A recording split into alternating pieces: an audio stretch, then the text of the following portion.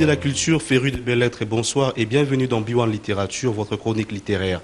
Ce soir, nous avons un réel plaisir de recevoir pour vous sur ces plateaux Monsieur Gilbert Tshibangou, qui vient nous voir avec sa toute dernière publication intitulée Une faute bienheureuse, un roman bien entendu, paru aux éditions L'Harmattan. Monsieur Gilbert, bonsoir. Bonsoir, monsieur Bienvenue Richard. dans B1 Littérature. Merci. Et donc, c'est avec un réel plaisir que nous vous recevons sur ces plateaux. Pour vous présenter rapidement, on va prendre la petite note biographique écrite à la 4e de couverture de votre livre. Et on dit de vous que vous êtes né à Goma. Donc, c'est dans le nord Kivu, en République démocratique du Congo. Et vous avez enseigné pendant quelques années avant de travailler dans l'informatique. Aujourd'hui, vous êtes cadre dans une entreprise pétrolière à Kinshasa. Et vous intéressez à la contribution de l'homme noir dans la civilisation universelle. Exactement. Et pour parler de vos publications, parce que ce n'est pas le tout premier, dans la toute première, vous avez déjà publié d'autres livres bien avant ça, notamment Une main dans l'ombre, Oui. aux éditions La Confidence en 2011, Au Miguel, La Confidence toujours 2012, Oui. À la rencontre du destin, aux éditions L'Harmattan en 2013, Dounia, qui va venir bientôt là, à 10 livres. Et donc, comme ça, je puis constater que vraiment vous êtes très ancré dans la scène littéraire congolaise. Et mais à y confronter avec votre petite biographie, je me dis, bof, comment est-ce qu'il fait ces messieurs, père de famille, cadre dans une société pétrolière, il a enseigné, mais du moins il trouve le temps de nous faire des publications avec des contenus aussi prolixes. Hein, je dirais que vous n'êtes pas en deçà des 100 pages, c'est toujours 100 au plus. Oui. Et donc dites-nous-en un peu plus, monsieur Gilbert Tshibangou. Bon, je pense que c'est un problème de discipline. Je me suis imposé une discipline telle que à chacun de mes congés, chaque fois que je suis en vacances, je ne rentre pas les mains vides. Je rentre toujours avec quelques pages que j'ai noircies pendant mon congé. Et même après mon retour au travail, les week-ends, les quelques heures de loisirs dont je peux disposer, je les utilise à écrire. Et bien sûr, il y a un corollaire à lire aussi. Voilà. Et vous avez une technique propre à vous, ça on constate. Combien de temps vous aurez pris, par exemple, l'écriture d'un livre comme Une faute bienheureuse? Je pense que ça peut m'avoir pris à peu près 2 ans pour écrire Une faute bienheureuse, mais c'est plutôt à la rencontre du destin qui m'a pris un peu plus de temps, dans les 4 ans. Voilà. À la rencontre du destin qui a été publié aux éditions L'Harmattan. Oui. Et donc, du coup, vous êtes maintenant un fidèle des éditions L'Harmattan. Bon, si on peut dire ça, voilà. Et donc, c'est avec un réel plaisir qu'on vous reçoit sur ce plateau. On va parler d'une faute bienheureuse, œuvre de pratiquement 161 pages, dans la collection Encre Noire, toujours chez L'Harmattan.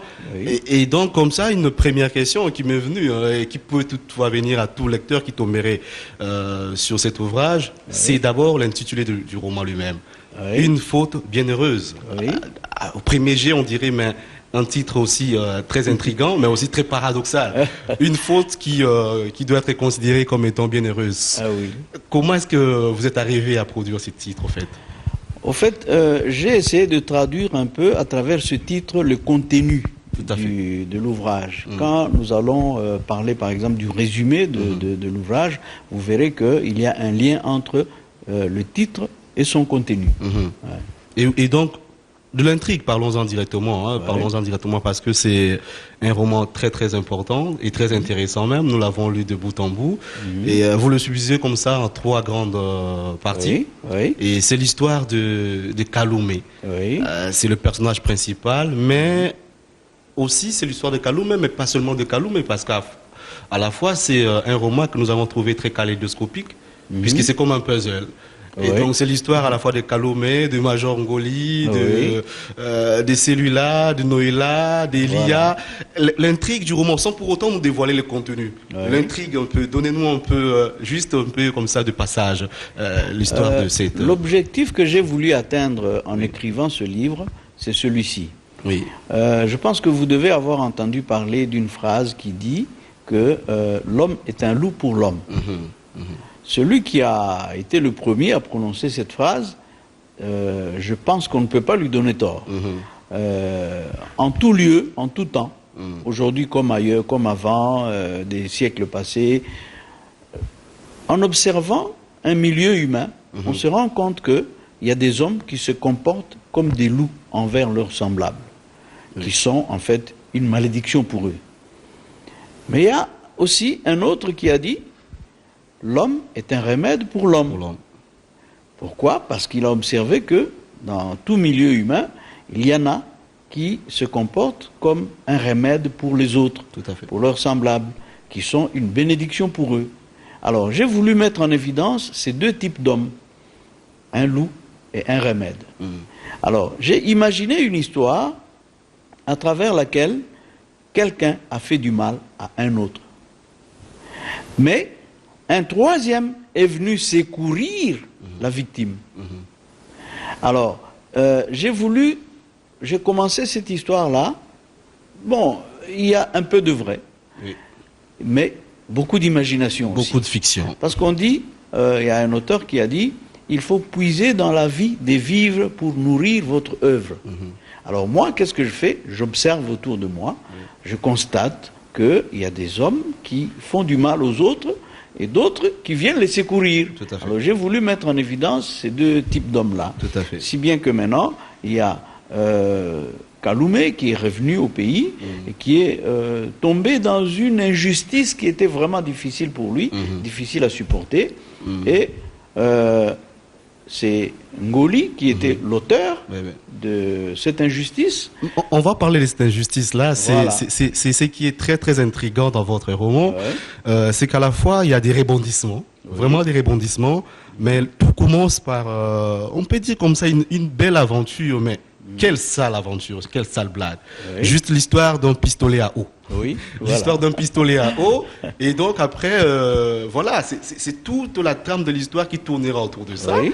Parce que un major qui ne saurait pas ce que c'était exactement cet objet, qui n'était qu'un pistolet à eau, que finalement Kaloumé, revenant à son pays natal, dans son pays natal, 2 décennies après, va rencontrer tous ces déboires, toute cette mésaventure. Mais je me disais, mais vous parliez de l'homme, l'homme qui est loup pour l'homme, après un roman plein de sagesse, vous me dites que l'être est remède pour l'être.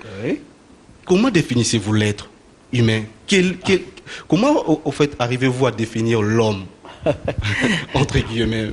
Au fait, pour ne pas aller très loin, Oui, l'homme est un loup pour l'homme oui, et l'homme est un remède pour l'homme. et des remèdes pour l'homme. Ça veut dire quoi? Ça veut dire qu'il faut se méfier des loups, mais il ne faut pas se méfier de tous les hommes parce que tous ne sont pas des loups. Il faut savoir que s'il y en a un qui est un loup pour vous, il y en aura un autre qui sera un remède pour vous. Donc, il faut rester réaliste. On se méfie de ceux qui sont méfiables. Je ne sais pas si c'était un néologisme, mais il faut garder un peu d'espoir que tous ne sont pas mauvais. S'il y en a un qui vous a rendu victime d'une injustice, il ne faut pas croire que tous seront mauvais. Il y en aura d'autres qui seront des remèdes pour vous. Voilà.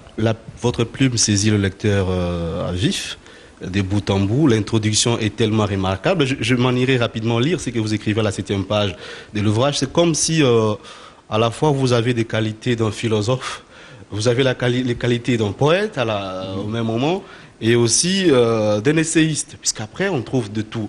Mais je prends juste un extrait. Vous dites, mais c'est l'orgueil qui, parfois, découlant de cette nature semi-divine, le conduit l'homme à la déchéance.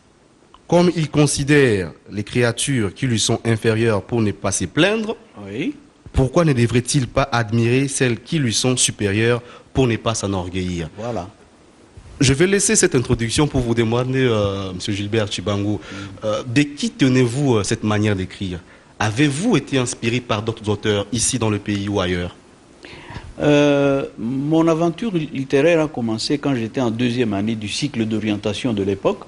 À la fin de l'année, mon professeur de français m'a remis comme prix de français pour avoir réalisé la meilleure note dans son cours. Il m'a remis un roman de Antoine de Saint-Exupéry, Vol de nuit. Vol de nuit. Alors, pendant les vacances qui ont suivi, je l'ai lu et relu à plusieurs reprises, à tel point qu'il m'arrivait de me croire dans un avion, dans le cockpit d'un avion, avec les mains crispées sur le manche à balai, c'est comme ça qu'on appelle le volant des avions, et en train de suivre le bourdonnement du moteur pour entendre s'il n'y aura pas un raté qui serait annonciateur d'une catastrophe. Alors, j'étais tellement plongé dans cette lecture-là que je me suis dit, cet homme qui a écrit est déjà décédé au moment où moi je lis son œuvre. Donc, il me marque aujourd'hui positivement parce que je trouve qu'il me transforme. Et il faudra que moi aussi, j'arrive à transformer d'autres avec mes écrits. Voilà comment l'histoire a commencé. Voilà, c'est Saint-Antoine de Saint-Exupéry qui vous a pratiquement inspiré, Voilà. qui vous a pratiquement emballé. Je dirais que c'est l'étincelle qui a allumé le feu. Les déclics, voilà. Mais donc, et dans le pays, ici au Congo, en RDC, est-ce que vous êtes venu, je constatais votre première publication, c'est en 2011, Oui. mais bien avant ça, il y a 2 auteurs ici au Congo. Oui. Est-ce que vous n'avez pas eu le temps de le lire, eux, et qui n'ont pas peut-être eu à vous inspirer? J'ai été beaucoup marqué par Ngando, de Lomami Chibamba. Je pense que c'est un roman parmi ceux que je relis encore aujourd'hui. Il m'a beaucoup marqué, bien sûr, il y en a eu d'autres, mais celui-là, vraiment, il sort du lot. Il sort du lot. Oui. Parce que quand j'imagine l'époque à laquelle il a écrit ce roman-là, avec les moyens aussi rudimentaires que ceux de l'époque, je trouve que c'était vraiment de l'héroïsme. Vous écrivez depuis beaucoup d'années. Oui. Mais pourquoi écrivez-vous? Écrivain Gilbert, a-t-il une mission particulière? Se confie-t-il un rôle particulier dans son art d'écriture? Vous savez, j'imagine le rôle d'un écrivain dans la société comme... voilà, on peut imaginer une tour qui serait érigée au beau milieu de la cité. Et dans cette tour se trouve quelqu'un qui observe la société à travers un dispositif qui a été aménagé, un trou, une fenêtre. Et qu'est-ce qu'il voit dans la société? Il voit de bonnes choses et de mauvaises. Et tout ce qu'il fait, c'est de dire, ceci est mauvais. Arrêtez de faire ça, mais cela est bon. Continuez à faire ça. Voilà. Donc, observer la société pour découvrir ses insuffisances, les dénoncer, mais comme il n'y a pas que des insuffisances, découvrir également de bonnes choses et les exalter. Voilà. Quelqu'un a dit, il faut planter sa plume dans la plaie de la société pour la guérir de ses chancres. Voilà. Tout à fait. Et on va rallier comme ça vos mots à votre écriture, puisqu'on l'a retrouvé dans vos écrits, et dans ces romans particulièrement, Une faute bien heureuse. À la 44e page, l'écrivain écrit ceci. Quand naîtra enfin dans ce pays une nouvelle génération d'hommes intègres, dont les paroles ne seront pas contredites par les actes, des hommes qui éviteront de commettre des forfaitures pour ne pas être obligés de le maquiller de vertu, des nationalistes compétents et soucieux de l'avenir de leur pays. Je m'arrête à ce point-là. Le téléspectateur qui nous suit peut vous définir, ou ceux qui vous liront demain, peuvent vous définir comme ça, comme étant un écrivain engagé. Vous assumez-vous comme étant un écrivain engagé? Je pense que la préoccupation étant celle de contribuer à la perfection de l'homme, parce que je pense que vous connaissez cette chanson qui dit « Remake the world », refaire le monde. Mais on ne peut pas refaire le monde sans refaire l'homme. C'est en refaisant l'homme qu'on refait la communauté, et en refaisant la communauté, on refait le monde. Voilà. Alors, la préoccupation que j'ai exprimée à travers l'extrait que tu as lu là, c'est pour dire que j'ai observé qu'il y a des gens qui commettent, qui prononcent des paroles qui sont contredites par leurs actes. Je pense qu'un homme intègre doit avoir des paroles qui vont de pair avec ses actes. Mais lorsque un homme prononce des paroles qui sont contredites par ses actes, je pense on peut dire qu'il est amputé de quelque chose. Alors, la deuxième préoccupation, c'est la suite de cette phrase-là, quand tu dis que des nationalistes, vous savez, le nationalisme, c'est quelque chose qu'on doit exalter. Quelqu'un qui aime son pays, qui le défend, qui se sacrifie pour son pays. Je pense que dans tous les cieux, on a toujours loué des gens de ce genre-là. Donc je pense que c'est quelque chose que j'ai observé autour de moi et que j'exalte. Voilà. Vous exaltez et vous interpellez aussi le le lecteur, ceux qui vont lire, parce qu'après, on retrouve beaucoup de paroles de sagesse dans ce livre. Moi, en vous lisant, je me suis dit, mais est-ce que Monsieur Gilbert ne serait pas comme ça, un chinois chébé de notre temps? Puisqu'après, à un moment, vous parlez par exemple de cet échange de Kaloumé avec le père de Noëlla, qui lui parlait de son voyage pour l'Europe, s'il ne devrait pas rentrer, s'établir au pays, parce qu'après, qu'est-ce qui contribue pour le pays? Ceux qui sont en Europe, ce sont ceux-là qui se sont battus pour construire l'Europe. Et vous, quand vous partez, qu'advient-il du pays que vous laissez sans hommes? Vous savez, dans le processus littéraire, j'ai voulu créer des circonstances frustrantes pour quelqu'un, le conduire jusqu'au désespoir. Vous avez lu, Kaloumé était en prison. Tout à fait. Pour n'avoir rien fait. Il a vraiment touché le fond du désespoir. À un moment donné, il a mangé même des épluchures de bananes, parce qu'il n'avait rien à manger. Et puis après, il a pleuré, il a versé des larmes. Je l'ai conduit jusqu'au désespoir. Alors, par la suite, qu'est-ce que je dis? Il faut que quelqu'un vienne le sauver. Et celui-là est venu, il était sensible à sa souffrance. Je pense que nous devons rester sensibles à la souffrance des autres. Ça, c'est quelque chose que nous devons entretenir en nous et cultiver et propager autour de nous. Nous devons également, comme je l'ai dit là-bas, l'homme qui était en prison, il n'a pas perdu espoir. Il se disait, quelque chose se passera, quelque chose arrivera, quelqu'un viendra et je sortirai d'ici. Ça, c'est un message que je transmets à mes lecteurs pour dire, quelle que soit la situation dans laquelle vous vous trouvez, ne perdez jamais l'espoir.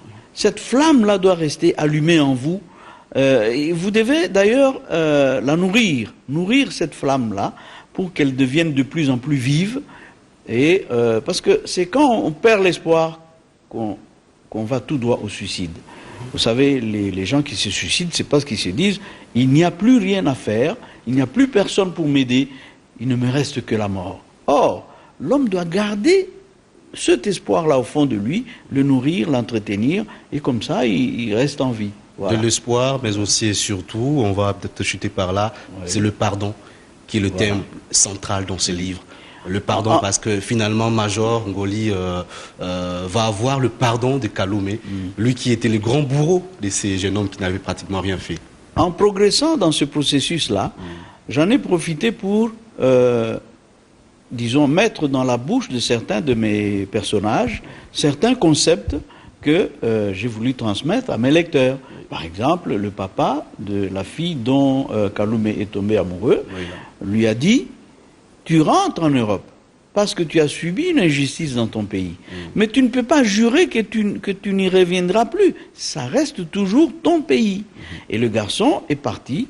C'est comme une graine qu'il a jetée sur le sol et elle a poussé. Elle a pris racine. Et le garçon est rentré en Europe, mais avec cette idée-là, il a continué à la mûrir. Et quand il est revenu, tu as vu, son langage était différent. Totalement il a dit, je suis congolais, on ne peut pas m'arracher mon pays.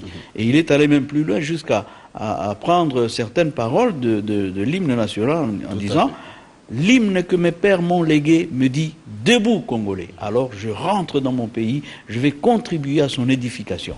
Voilà. Un roman majeur, une faute bien heureuse, et nous pensons que les lecteurs vont aussi l'apprécier comme nous l'avons apprécié. Et donc, c'est beaucoup de fleurs qu'on jette à l'auteur, mais aussi on voudrait, comme ça, nous chutons déjà pour l'émission, le livre est-il déjà dans de librairies ici à Kinshasa, parce que ça a été publié à l'Harmattan Paris. Est-ce qu'il est déjà trouvable ici à Kinshasa? Est-ce qu'on peut déjà courir l'acheter ici à Kinshasa? Il le sera bientôt, il est en route. Bientôt, il sera vendu ici aux éditions L'Harmattan, Nyangwe 183, Lingwala. Peut-être une toute dernière question, écrivain congolais que vous êtes, quelle lecture faites-vous actuellement de la scène littéraire congolaise? Constatez-vous, bien considérez-vous que la littérature congolaise est en baisse, ou bien en ce moment elle est en train de prendre l'envol, elle s'y rallume, sa flamme s'y rallume? Quelle lecture avez-vous de la scène littéraire à Kinshasa particulièrement, mais aussi sur toute la République en fait? Je pense que les écrivains congolais, il y en a. Les lecteurs congolais, il y en a aussi. Ce qui manque, ce sont des structures. Parce que moi, j'en connais beaucoup qui ont des manuscrits qui moisissent dans leur tiroir. Sans vous arrêter, il y a l'UECO qui existe, qui est une structure qui réunit les écrivains du Congo ici. Oui, mais je ne vois pas en quoi cette structure aide les auteurs dans leur travail de publication. Mais je pense que ça, c'est un message que nous pouvons leur transmettre en disant, voilà, il faut qu'il y ait des actions de promotion pour inciter les écrivains à écrire davantage et ceux qui ont déjà écrit, arriver à les aider pour qu'ils arrivent à publier leurs œuvres et à les rendre disponibles sur le marché. Voilà. Non, mais c'est bien, et nous pensons aussi que c'est un travail qui doit être accompagné par les ministères de tutelle.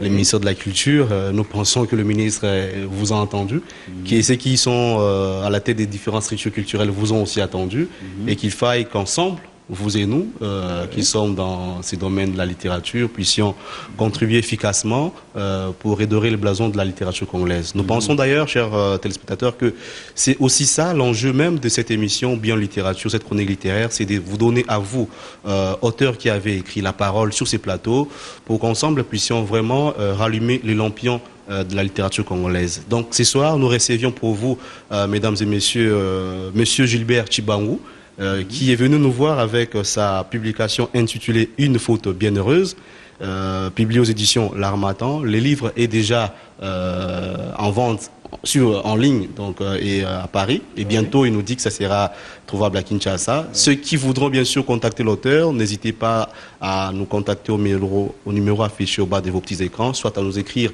à notre adresse email. Et nous disons donc bon vent à l'auteur pour ses livres et nous pensons que bien vite, il y aura une petite sœur à ces livres qui viendra. Moi, je vous dis, au prochain roman, il est déjà disponible à Paris et bientôt, il suivra celui qui a été édité après Une faute bienheureuse. Voilà. Son titre, c'est Dunia. Voilà, au prochain roman et nous, on vous dit à la prochaine édition et d'ici là, portez-vous très bien. Bonne lecture chez vous. Merci.